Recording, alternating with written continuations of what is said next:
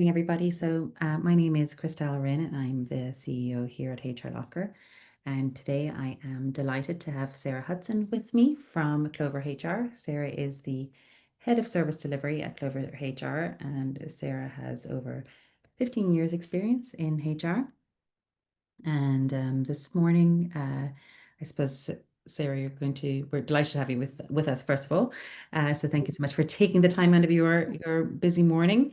Sarah is going to talk to us all about, I suppose, what do employers need to know from an employment perspective when you're starting employment with somebody.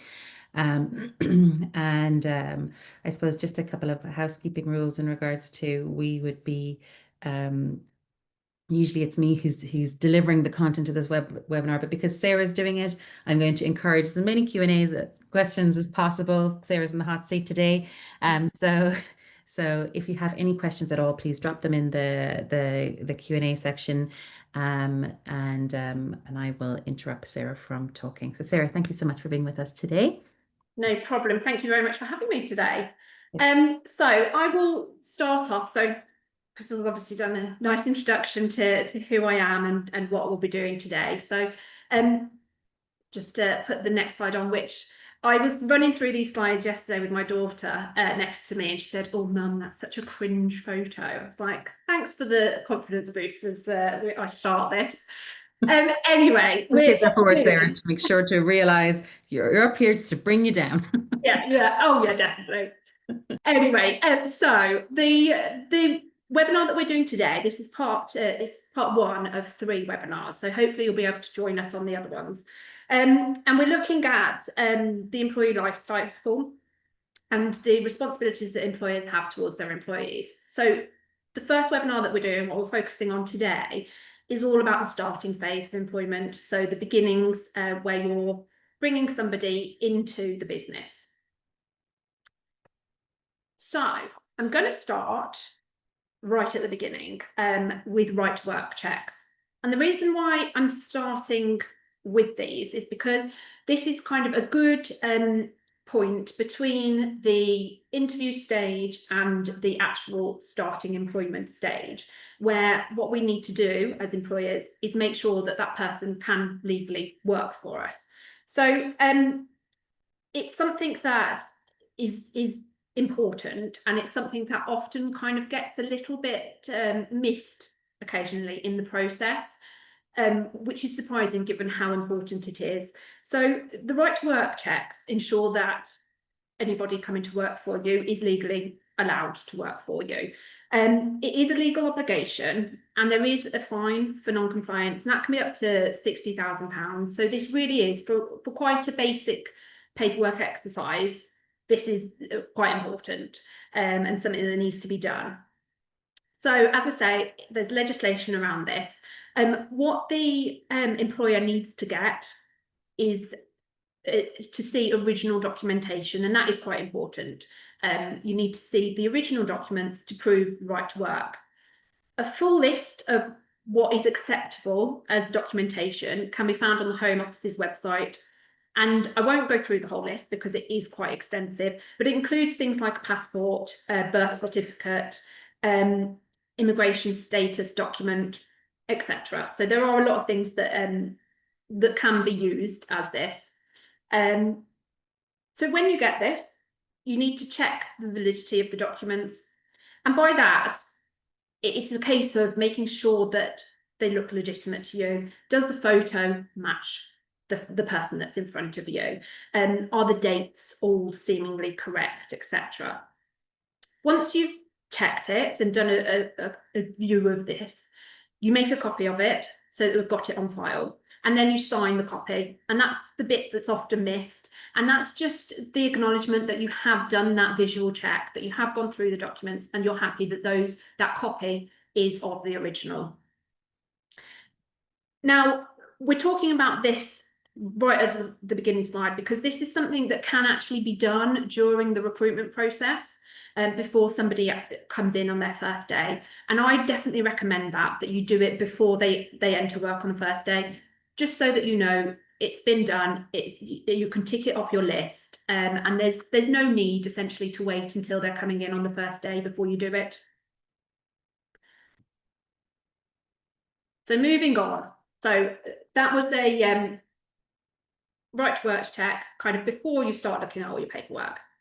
Now we get into the formalities of the paperwork around commencing employment, and that's what I'm going to go through in the next few slides. So usually what will happen is you'll give a verbal agreement of the job offer. You'll put together your terms, the payment, the hours of work, etc. And then what you will do is put that into a formal letter to the individual, just to repeat everything that you've discussed with them. So usually it will include things such as job title and start date, salary and pay frequency, the type of employment. So largely if it's a part-time or it's a fixed term contract, that will be shown there. Work location, hours of work, reporting lines, so who that employee is actually going to be reporting into in the structure. Usually you'll have a summary of duties from the job description. Now, a lot of the time when I say summary, it may just be a sentence to refer to the type of work that's being done. You will have had those conversations and you don't need to go into loads and loads of detail at that point. Usually also, if there are things like benefits, and usually that's something that has been talked about at interview stage, etc., that will be included in there. And any pre-employment conditions. So for example, as standard, you would tend to put in that the right to work checks need to go through successfully and you receive references, etc. So that's what usually an offer letter would include in it. Can I just, Sarah, before you go, just have a question here, just in regards to the right to work side of things, if that's okay, is do people have to physically have the original document, or is a copy okay? I would always prefer, as best practice, that an original is seen, just because that is the actual document. If it's a copy, I would want it to be a certified copy, so somebody has signed it to say this is somebody official has signed it to say this is an official copy of this document. Yeah. And then just the next one there is, and then I'll let you move on, is just in regards to the verbal offer. Is it okay at that stage that I can ask for the right to work document at that stage, or do I need to send out the contract? No, it can be asked for at any point. I've seen businesses before that actually ask for it during the recruitment phase. So anybody who comes to, say, a final interview, they need to bring their right to work documents with them at that point, just so that the legal necessities are out of the way before a final decision is made. And so yes, no problem there at all. Brilliant. Okay. So I'll move on to the contract of employment. So the legal requirement behind a contract, the basic that you have to have is a written statement of particulars. And this is very similar to the offer letter. It covers the basics of what you would expect to see in terms of what probably you've agreed verbally with somebody. So the things that they will really want to know about. So what's my job title? What's my salary? How many holidays do I have, etc. So that's the basic legal requirement. But what I'm going to do is talk about best practice, which is to have an actual contract of employment. And the reason I say that is because the more information that you have between parties within the contract, the more clarity there is over the expectations around the role. It protects the employers because you've got detailed in there what your expectation is of the employee, from the basic point of, what time do they start work? And from their point of view, it has in there their rights, our responsibilities to them. So essentially, everybody knows the expectations involved in this new relationship that's forming, and that it really is the purpose of the contract. Within the contract, you'll have a number of different terms. So your express terms are the agreements that you've made, and these are probably the things that are going to have been in the offer letter. So terms such as pay, their hours, what their duties are. So those are the things that form the basis of the relationship. Your statutory terms are the things that legally you have to have involved in a contract. So this is things like the holiday entitlement. That's the statutory requirement that people get holiday. So that will have to be included in there. Implied terms are terms that are assumed obligations. So it really is your standard kind of what you expect in an employment relationship. So things like you will, within reason, do as you've been instructed to do by your manager. There will be a mutual trust between both parties that you're both working towards, the same thing in what you're doing. So those are the implied terms. And then we get the incorporated terms.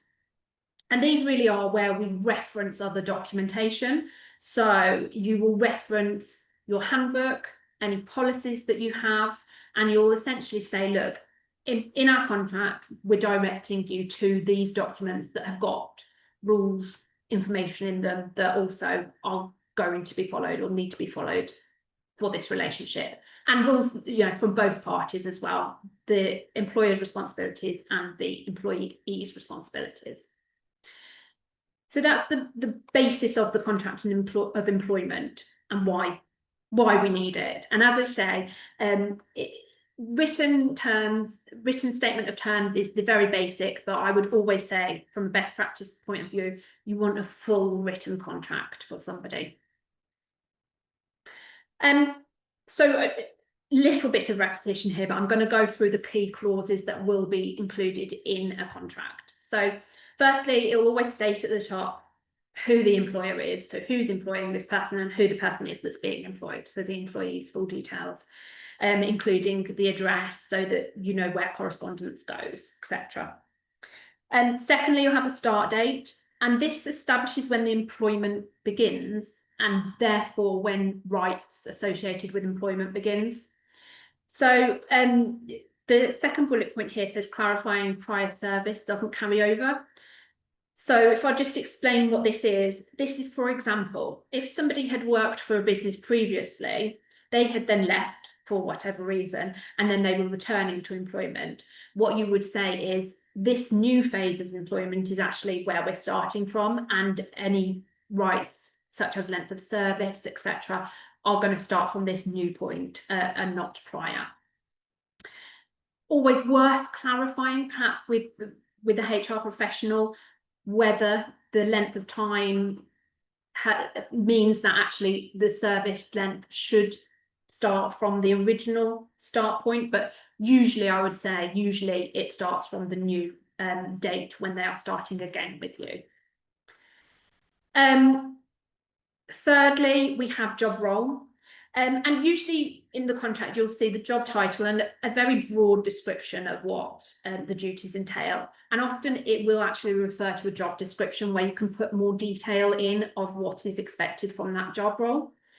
What will always be in that clause is to include flexibility for additional duties.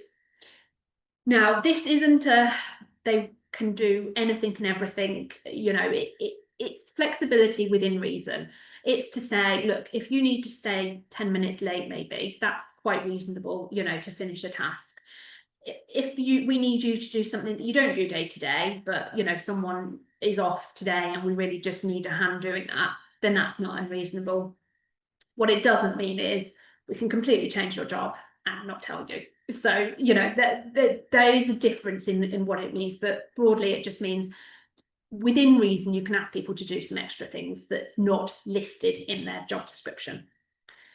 Place and hours of work. So this will state your primary work location and the hours. So the basis of the contract really lays out the expectations of when someone comes into work and when they leave, and potentially what time lunch is and where they work from. And you can include a flexibility clause if needed. So that would be, for example, one day a week you need to work from our office that is in a different location, or we might ask you to go there for meetings, and that would be seen as standard. What we're getting a lot of now is hybrid working, and that would be in the contract. So it might be contractually you work from home, but actually 3 days a week we need you in the office, and it might be that there's flexibility in terms of what 3 days those are, etc. So there's scope there for this to be built to what you need it to look like, essentially.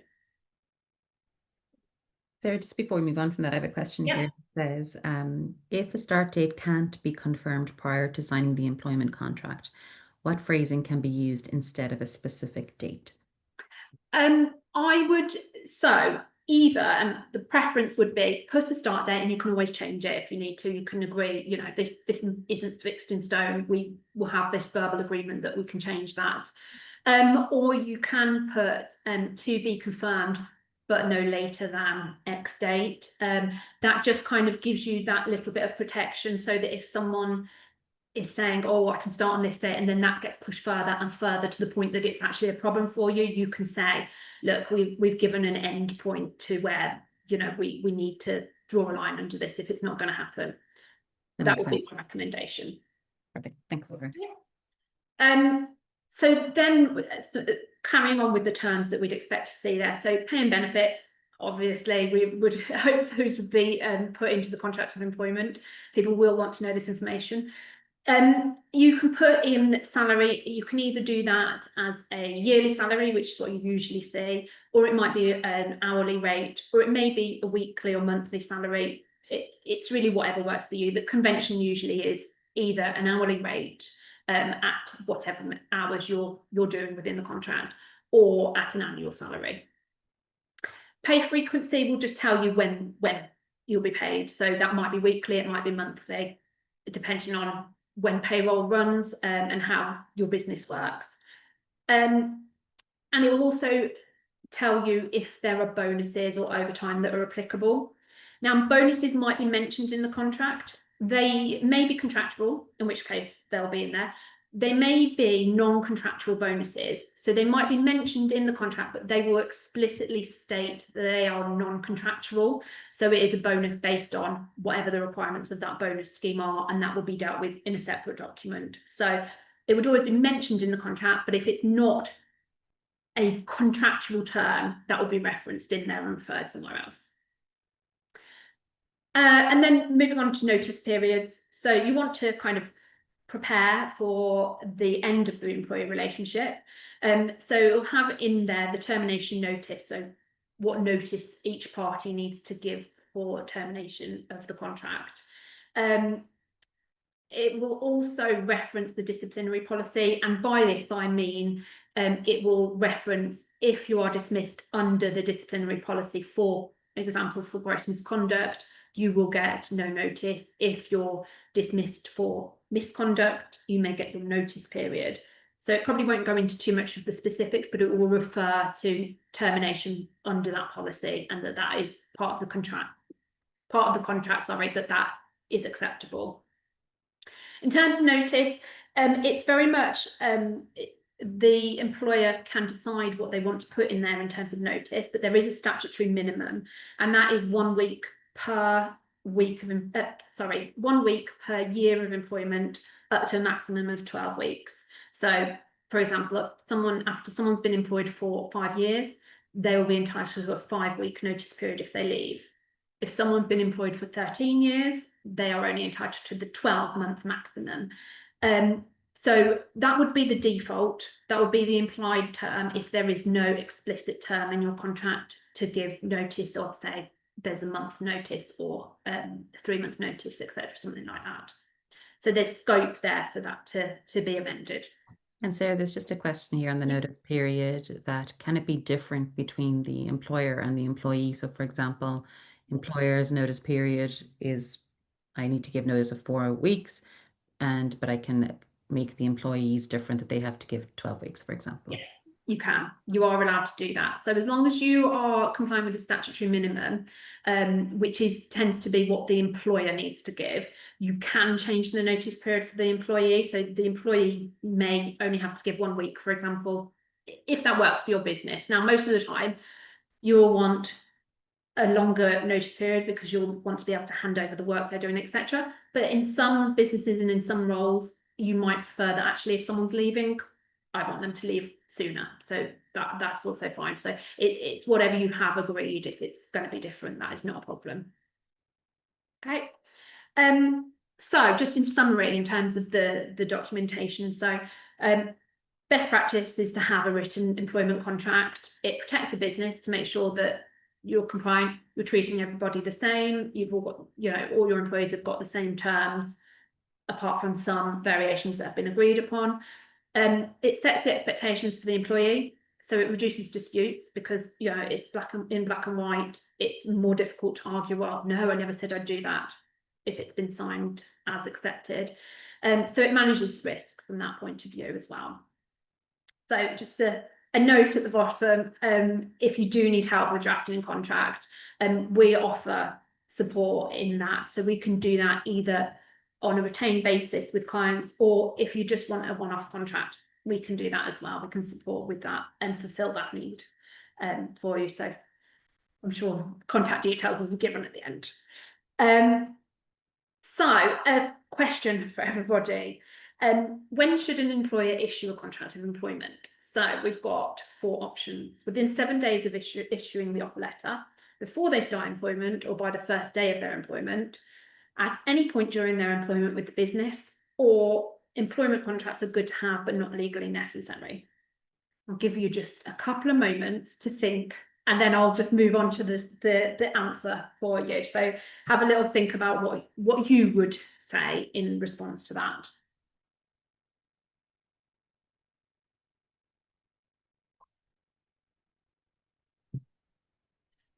Okay. A few answers here of number 2.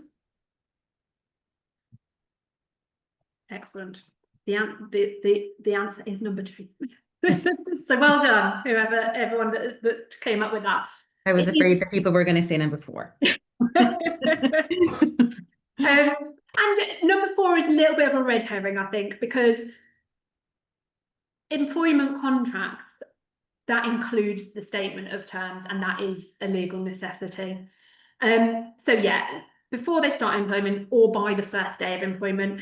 A lot of clients say to me, oh, if I do it in the first week or so, that's fine.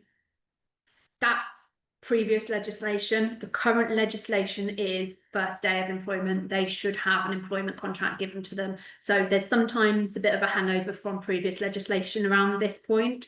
It is by the first day of employment that they should have their contract. Okay. So I'm going to move on to flexible working requests. So as I'll go into in this slide, these can be put in right from the beginning of employment.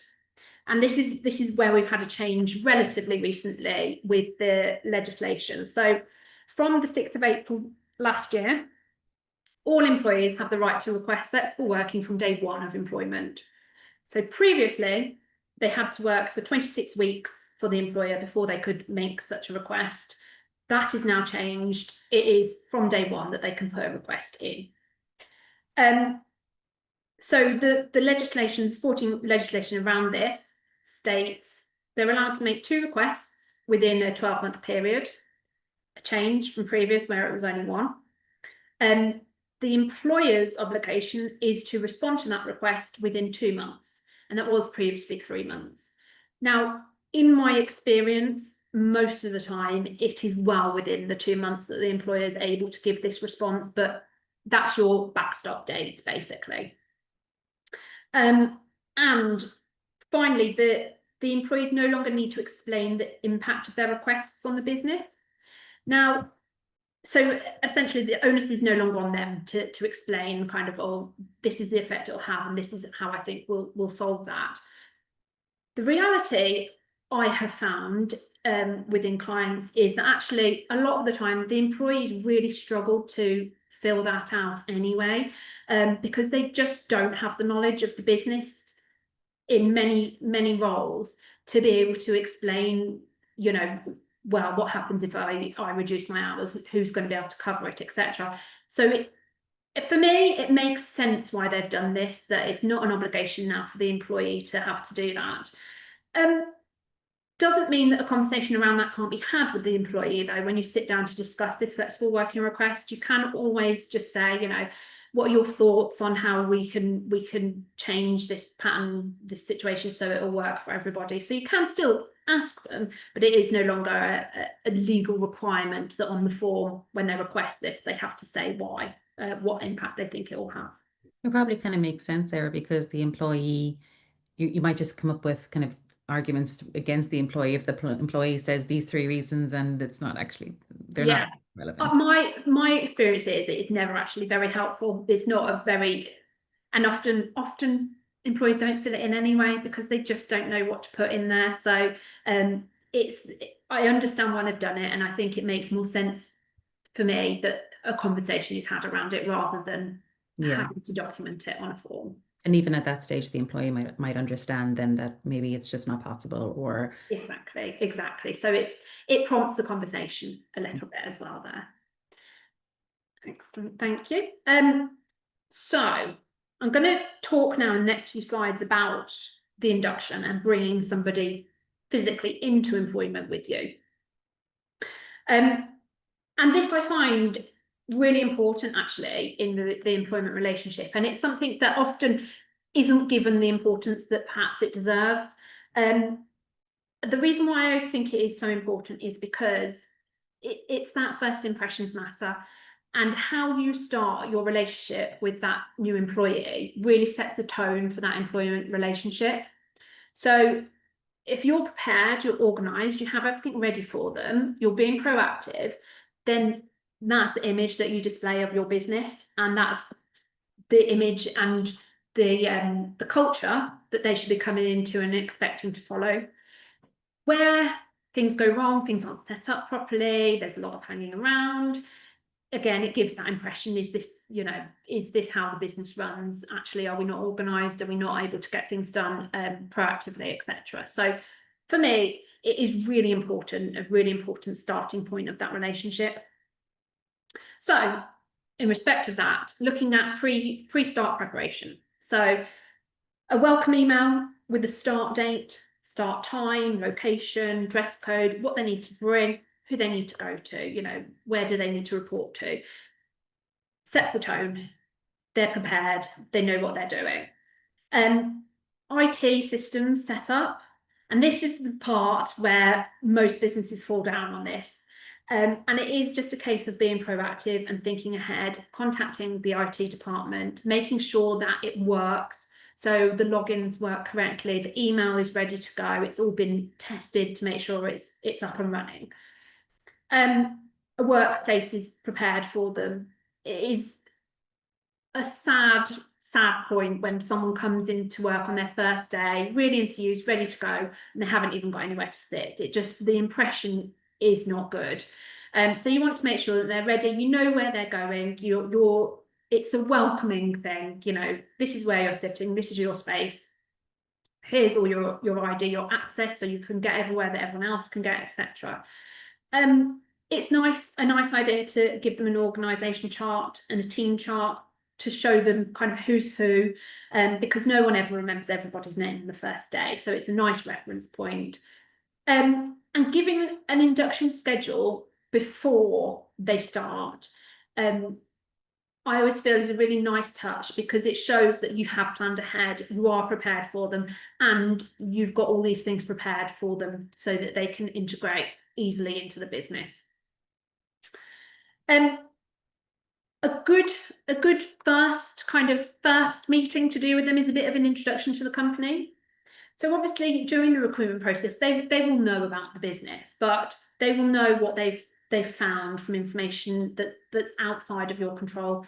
What is nice to do sometimes is give them a bit of an overview from your point of view, the company's history, your missions, values, and vision for the business. Looking at an overview of key departments and how they work together, whether there's team meetings, whether there's set report dates, things like that. An introduction to the leadership team as well, and looking at strategic goals and directions so that they can really integrate and understand where the company's going right from the outset, so that they can kind of find their place within that.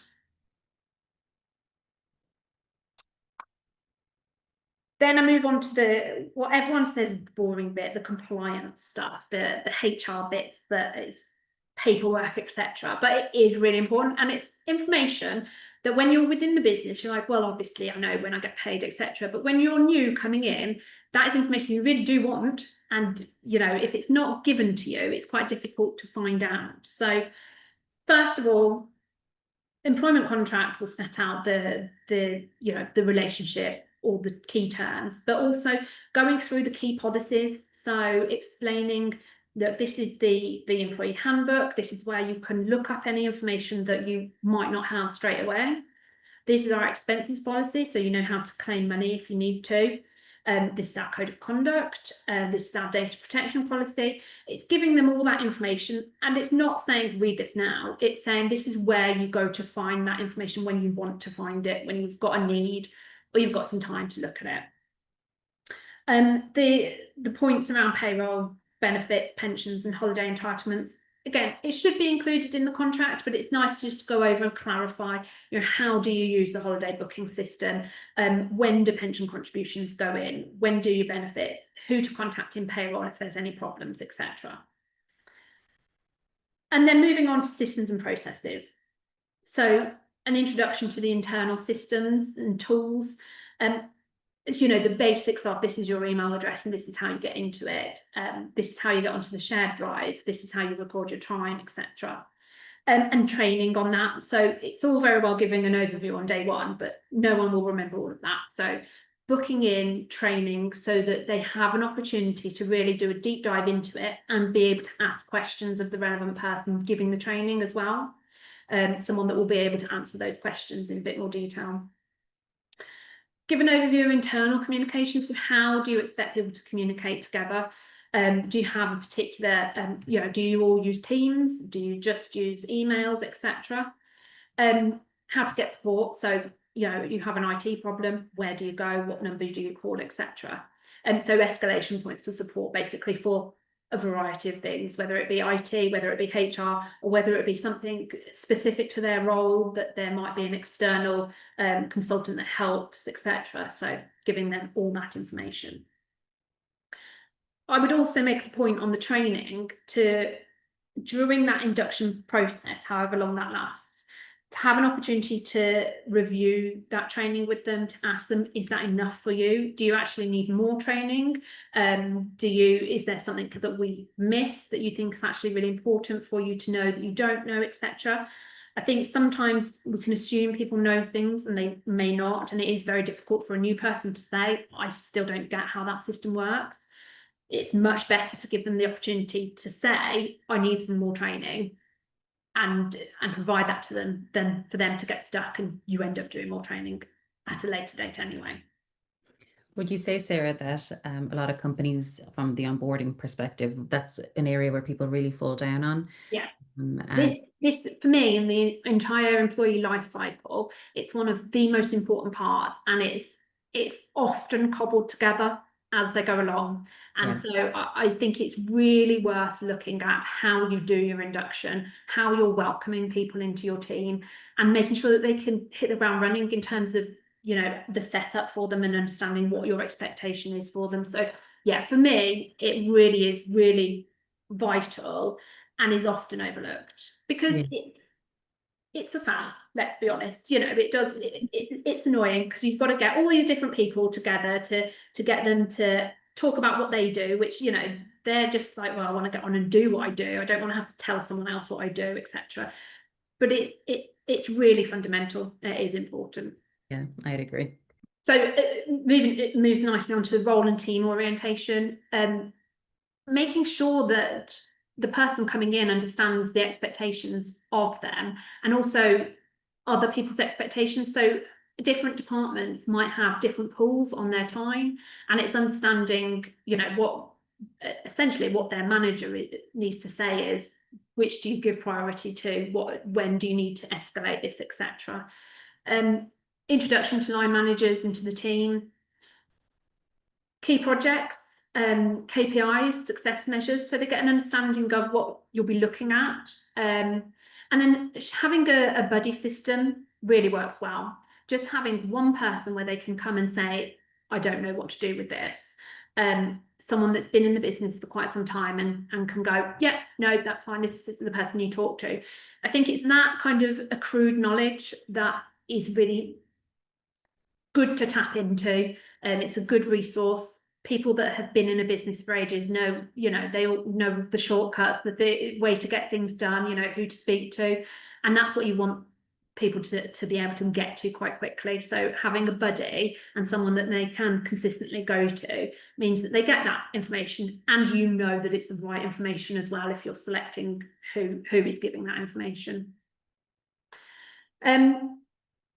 Around culture and communication, so how you communicate in terms not just what systems you use, but actually how do you speak to each other, and what's normal for your business and your culture.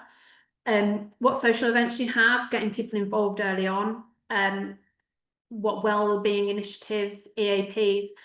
Sometimes in business, they will have a brilliant EAP system, loads of well-being stuff. People don't know until they have to search it out, and actually we should be presenting it to people as, look, this is a real great added benefit for if you need it, that you can use this service. So we should really be promoting those kind of things within an organisation. Look at how feedback's given and performance reviewed. So, you know, do you have a performance system? Do you have an annual appraisals? Do you do monthly catch-ups? You know, what do they need to know in terms of how they'll be assessed, essentially? And particularly for a new starter as well, around the probationary period, you know, when's that going to be reviewed? What happens around that as well?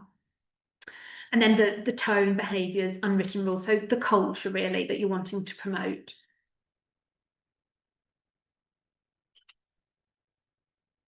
And then kind of touched on a second ago with probation review, but ongoing support. So what do you do? So I have seen inductions that will last a full 3 months in terms of the probationary period, and they will do, you know, intensive kind of induction training, etc., right at the beginning, but then also have these check-in points during that probationary period to just kind of check in, make sure things are okay, loop back and make sure that the training that's been done has been effective, etc. So regular one-to-ones work really well for that.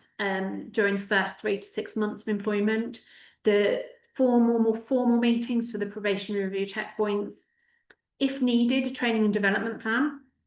So it might be that someone is very new into the role, say for example a graduate, it's their new job, they've never had any training on your internal systems before. You might want to really be promoting that.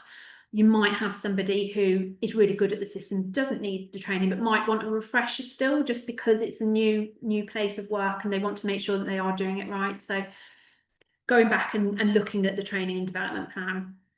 And then the open feedback loop on the induction experience. So really, you know, ask for feedback on your induction. And, you know, all HR systems really should be evolving. They should be a bit of a moving feast. You know, someone will come and say, oh, this doesn't work quite right, and so you tweak it. And that's absolutely the best way of approaching these things. You know, have little tweaks now and then, rather than kind of going, actually this hasn't been working for years and we need to completely redo it. If you've got the basics there, tweak it until you get it just right. And then when we get to the end of the probationary period, the outcome letter. So what I'd like to say with the probationary period, again, this is best practice, is that there should be constant checkpoints throughout that period. It shouldn't get to the end and someone goes, oh, I didn't know this information you're telling me now, actually, that I'm not doing things correctly because I didn't catch that at the beginning, and I've gone through all this period of time now, and you know, I haven't been corrected. So it is really important to be keeping the communication open throughout that probationary period. And then when you get to the end, if there are issues, then they hopefully will have been addressed as you've gone through, and you can look at how to manage that. And if you need to, you can look at an extension to the probation, etc. So there are things you can do if someone isn't perhaps getting where you would expect them to be after that probationary period. But there's no point doing that 6 months in. You need to be working on that right from the beginning to go through that. So set out what your expectations are and when they'll be reviewed, etc. during that time. There's actually 2 questions here on probation. Is Sarah's, what's the longest extension that I can give to a probation period? So I would again, there's no set defined term for this. I would tend to advise either 2 weeks to a month. as a reasonable. What you need to do is give enough time for them to be able to demonstrate that they've improved or not improved. So it needs to be a reasonable time for you to be able to see a change of behaviour. But equally, you don't want to leave it lingering on forever if someone is just not going to be able to do what you need them to do. You know, we need to be able to address that. So I would say on a 3 to 6 month probation, 2 weeks to a month of extension. And the next one is, can I let someone go at any time during probation, or do I need to bring them through the disciplinary procedure? So you don't need to go through the disciplinary procedure, but you would need to have some official meetings with them. So essentially, what you would need to be doing is going through your probationary process. So you'd be having the reviews with somebody, you'd be putting to them the issues that you've got, you'd be giving them an opportunity to show either improvement or not improvement. And if you get to the point where there's no improvement and there's really consistently no improvement and you don't think it's going to work out, that at that point you can kind of look at terminating the relationship. But you do need to kind of, best practices, you give them an opportunity to show that they can do what you need them to do before you get to the point of dismissing. But unless it's a misconduct, if it's a misconduct issue, you can go through the disciplinary process, but equally you can just say, look, this has happened in probation where we're assessing you, we don't think things are going to work out because, you know, at this point already there is a problem. I say that with the big caveat around it of it really depends on the circumstances. Yeah. It really does. So it's one of these where you're probably safest to just check with someone in HR. But I think it's important, Sarah, as well during probation is that, like you say, for example, if it's a 6 month period, you don't just have the first meeting at 6 months to say, oh, by the way, they didn't work out right. Exactly. Well, we need to be reasonable. You know, it all comes down to being reasonable. And if you ever, and hopefully you wouldn't, if you ever ended up in tribunal for whatever reason, you would want to show that actually I've been really reasonable in how I've behaved towards this person. I've given them opportunity and we just haven't got, you know, the relationship just hasn't worked at the end of that. But I've been fair to them. I've given them a chance. I think that's important. Even like, and for the person as well, because they probably know that they're not working out, right? Exactly. And I think there's a lot of circumstances where actually when a conversation is had right near the beginning, that individual will know. They'll either know, I can do this, I need to pull my socks up, actually, I can achieve this is fine. Or actually, have I gone into a role that I shouldn't be in? And, you know, it gives them an opportunity to reflect as well. So I think it's important to have these conversations as soon as possible. A follow-up question to that, Sarah, is what if the employee disagrees with your feedback? Fine, you know, everyone is entitled to their opinion. What I would say is if somebody isn't prepared to take on the feedback that you've given them, they're unlikely to show the improvement that you need. So they can disagree with you, and sometimes people will disagree with you, but actually as a result of it they still do change their behavior. So you kind of have to see how they respond, not just in the meeting, but kind of whether actually it changes their approach to things, or whether it's a brick wall situation and, you know, with all the kind of encouragement, etc., you're still not going to get any change of behavior, in which case perhaps they are not the person that you need in the role to fulfill what you need. Yeah. And I suppose if you have examples of what's going on. Exactly. And that is really important, really. What you, when you say to someone, you know, constructive criticism is great because it's constructive, but equally we do have to acknowledge it is criticism and nobody does like that. So it's how you approach that conversation, how you present it to somebody, and what support you have to back it up, so that it's quite difficult for them to go, no, that's not what happened. You know, if you've got supporting evidence, as it were, then it's easier to do. Yeah, and I think that that's important. No matter in any review that you're doing in probation review, is that it's not just because you don't like the person, it's that something's happened. Exactly. And it's trying to kind of, it's trying to be objective, so you're not bringing any personal feelings into it. And it is difficult to do, you know, when you work with people day to day.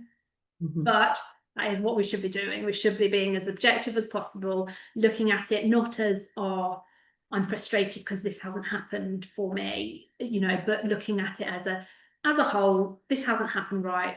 What exactly happened, root cause of it, and how can we improve it? Yeah, so and I will say we do training on difficult conversations, because they are difficult. It is hard, and people don't like doing that, and it is difficult because people are people and everyone reacts differently to things. So it's not a one size fits all. So the best thing to do is go in armed with your evidence of it, not just personal feelings, and then give people the opportunity to see if they change, even if they don't seem like they're taking it on board. Makes sense. So just final slide here, just to cover required training. And these are the things that we say, best practice, you need to make sure you're doing with people when they start. So health and safety induction, this is really important, from a legal point of view.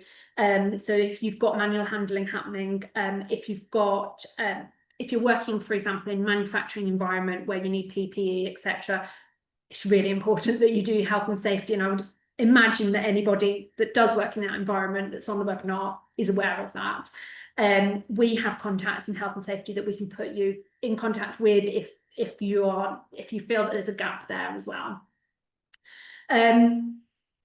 Health and safety, not just the physical side of things, but also mental health. So mental health first aiders, training for that we can help with. It's something that people are a lot more aware of, and a lot of employees, we are at the point, I think, where a lot of employees are coming to their employers for help around those situations, even if it's not, we're not expecting employers to be, mental health professionals. But what we can do is signpost the employees to someone who can help them, and just be that kind of support to do that. So health and safety training in the induction process. Also, what's quite important at the moment is GDPR and data protection. There's quite a lot of legislation around it, which is confusing. But what we would do is set out the basics around confidential information. People who are in roles such as HR, where they're dealing with personal information of people, that they understand the obligations, particularly around what should and shouldn't happen, such as you don't leave someone's starter information out on a desk, while you go off to lunch with all their bank details on there. It's from the basics of that to the perhaps more specialised bits and pieces, if needed, that you can go into some training on. Approved license providers. So this is just understanding if you use licenses from companies, that you understand the obligations around those. Organizational charts and structures. So this is making sure that everybody knows the structure of the organization. And we touched on this in terms of the induction, of giving them a chart so that they can see who's in the team, etc. And then introduction to experienced colleagues who will assist. So the buddies that we discussed, and that is a really helpful point of contact for them. So in conclusion, we've gone over the things that should be done from the start of the employment relationship. We've talked about best practice. We've talked about some of the things that legally need to be done. I think the key really is think about how you would want to feel if you were starting a new role. Be welcoming, set things up so that people, often people are a bit nervous starting a new role. Bring them in, make them feel comfortable. It sets the relationship off to a really good start. I think that's the important bit, Sarah, isn't it? That yes, we do want them to work out, right? That's the exactly. We want to go on the positives of, we've hired the right person. We want them to jump in, hit the ground running, and it all to go smoothly. So we need to do the best we can to make sure that that's possible for them as well. Exactly. Sarah, obviously this is, as you said at the beginning, this is part one of a three-part webinar. Yeah. So everybody who signed up for this webinar, you're automatically signed up for the next two. In the meantime, so the next one will be on the same time, same place next week. Yeah. And if somebody wants to get in contact with you in the meantime, best way to, I suppose, is to drop an email. Yeah. yeah, if anybody has any questions, if I can answer them straight away, I will. If there's something a bit more convoluted or an issue that you need help with, perhaps ongoing, or you're just looking for HR support for your business, then I can put you in contact with our commercial director who'll be able to have a conversation around what we can offer. Brilliant. Thank you, Sarah. And we've worked with Sarah and the team in Clover for a number of years now, so I would definitely recommend anybody to reach out. But looking forward to next week, where we'll go to the next stage of the employment journey. So looking forward to all that. Hopefully the rain has started to downpour here, so hopefully it'll clear up for the rest of the day. So thank you very much, everybody, and hope you enjoy the rest of your day. Thank you all. Thank you.